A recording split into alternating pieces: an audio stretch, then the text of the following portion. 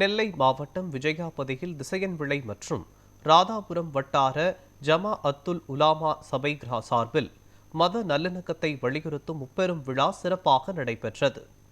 நெல்லை மாவட்டத்தின் தென்கோடி முனையான விஜயாபதியில் திசையன்விளை மற்றும் ராதாபுரம் வட்டார ஜமா அத்துல் உலாமா சபை சார்பில் மத நல்லிணக்க முப்பெரும் விழா நடைபெற்றது. இந்த விழாவிற்கு வட்டார ஜமா அப்துல் உலாமா சபை தலைவர் சாகுல் ஹமீது தலைமை தாங்கினார்.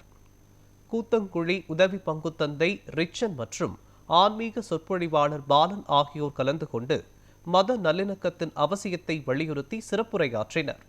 நிகழ்ச்சியின் ஏற்பாடுகளை சமூக சேவகர் நெல்லை AR ரகுமான் செய்திருந்தார்.